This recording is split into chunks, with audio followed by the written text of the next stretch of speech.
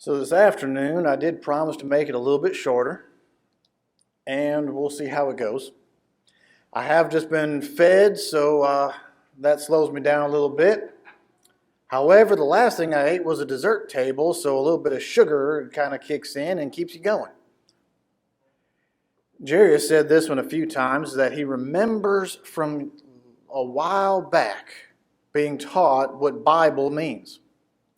Basic instructions before, now this one says, before life ends. Another one says basic instructions before leaving earth. Both are accurate, can work. This one has a few extra little words for you, Jerry. Sin. Self-inflicted nonsense.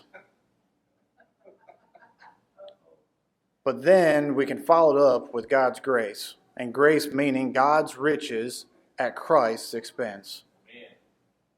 On the surface, any of these look very simple. But yet the more we study, the more we can appreciate each one. And just the idea of this afternoon is just that exact thought. Over the last week or two, I've tried to fill myself a little bit more. I've tried to feed myself. And before anyone makes a wisecrack, yes, I know over the last couple of years I've gained weight. Today I'm speaking about feeding myself spiritually. I'm trying to expose myself to a few more areas, a few more avenues. I'm listening to a podcast. I'm looking at some other Bible study correspondence materials. Yes, I know I'm a preacher, but yes, I'm taking Bible correspondence course. But I'm also doing it out of the outlook of evaluating it for potential use in the area and more growth and opportunities. And we keep stretching our minds to try and see more so that we can have just what that is. There is a lot to the Bible, but yet it is also very basic. It is written through the Holy Spirit so that we can understand it today. We don't have to have the complex mind that God does. He wrote it for us because He wants us to have it. He wants, and through those basic instructions, when we do self-inflicted nonsense, we know that God's riches are at Christ's expense, and we remember that when we partake of the table. So what is the Bible? What does it contain? And on this one here, the Bible is a mirror and it reflects on man's sins. It helps us to see when we're doing wrong. If there is a standard, then what is it? Luckily, we have the Bible so that we can know what that standard is. It is also a sharp, two-edged sword that cuts to the very heart of man. When I'm thinking about this one and the very next point here from Hebrews 4:12 and Jeremiah 23, I think about how Pharaoh's heart was hardened. How we hear about verses where the hardness of their hearts. But yet we also see these two verses here at least that say that the Bible can break into those. It can penetrate. When we allow it to be a mirror, it can be a sharp two-edged sword getting into the heart of man. It can be a hammer. It can crush the hardest of hearts. In Jeremiah 23, verse 29. It can also take and bring us back up from breaking down, that when we find out that we have sinned, that we are not worthy, we find the instructions on how to be pleasing to Christ, we get it cut into our hearts. It can also be a fire. It can cause the coldest of heart to burn with zeal for God, as described in Jeremiah 23:29. Do we have that zeal? Do we lose it at times? Even just like a campfire, if you don't keep putting more wood on it, it's not going to grow. It's going to diminish and go down. But the fun part is, and something we did this weekend, something I did growing up with scouting and going on campouts, you build a nice fire for the night. It's blazing, you roast your marshmallows, you enjoy stories and fellowship, but then overnight while we sleep, it kind of dies down to almost nothing. You put some more twigs on it. You nurture that because it's still hot underneath. It still has those embers. You can get a roaring fire again. If we leave, we can come back to the Bible. We can get that fire back in our bones again.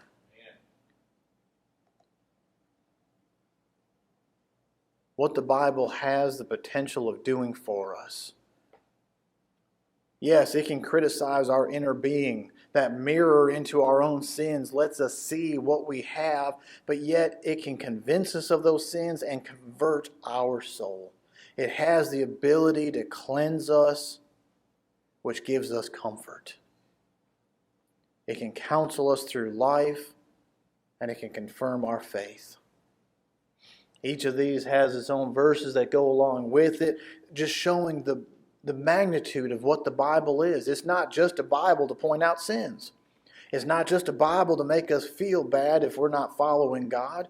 It gives us the route back. It gives us a way to know and to feel those comforts. How do we get comforted on this earth? Christ came and taught us how to do things. He was tempted as we were tempted so that we can feel a connection there. He was crucified and was murdered. He died.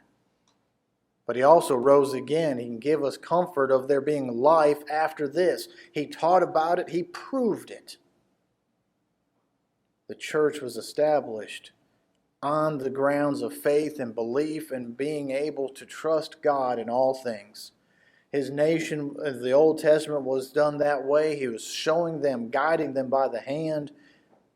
And now we have it open for all through the church.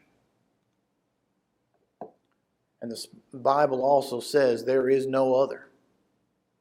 There is no other foundation for us to have this hope. There is no other cornerstone for us to have the church built upon. No other name for us to be saved. No other power so great as this.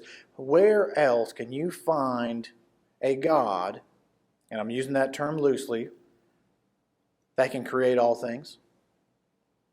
Create something from nothing? There's no joke about God and the devil having a conversation, and God created man out of the dust of the earth, and the devil says, well, I can do that. And he reaches down to grab some dirt, and God says, make your own dirt. And he couldn't. God made everything from nothing. Find me something that can do that. And then we can talk about me leaving the God that I believe in, the God of the Bible. I don't think you're going to find it, and so I can be as bold to say that statement. Because unless you can prove it, because that was one of my original thoughts of the devotion here, is how many people were involved in penning the Bible? How many books are there spanning how many numbers of years? And yet it is one cohesive book of books. No other gospel, no other way, no other hope. There's no other book that can claim the claims of the Bible. The Bible gives us all things. It shows us what the beginning was. It shows us life developing. It shows us strategy. It shows us intelligence. It shows us science. It shows us math. It shows us everything in life. It is the origin of everything. There is no other. It is the bestseller and remains the bestseller for a reason. Not that God needs that title against his book. That's a title that we give. But yet, people still believe in it. Do we believe in it enough to continue to feed ourselves in it? And that's the thought for this afternoon, is that we have such a great tool at our hands. We are able to read it. We are able to understand it. Some areas with a little difficulty. But overall, we have something easy for us. I can carry it with me everywhere I go. I've got it on my phone. We have access in so many ways. So does the world. Why don't more take it up and actually use it? Unfortunately, I think too many get stumped on that first step of the Bible is a mirror to our soul, and we see something we don't like, so we walk away from the mirror. I see the sin in my life. I don't want to read further. I don't want to change. I don't want to have to address it. Let me just turn away and I don't see it. But yet the Bible tells us how to get over it, get past it, get clean from it, and have hope after that. I think that's the goal, is that we need to share that message with as many as we can, that we can get past what we don't like to see. We can get past it so that we can have this one foundation. Christ says there is one way, and he says that it is him. And I believe him, because there are no other cornerstones, no other, so many different things. He's the one. Will we follow him? Looking at the group this evening, I will say it anyway. If there are any that need the invitation, if there are any that need to start following the Bible as it is written, as we look at it under the New Testament and in the church, if any need to come back or need strengthening or encouragement, whatever the need is, we offer the invitation while together we stand and sing.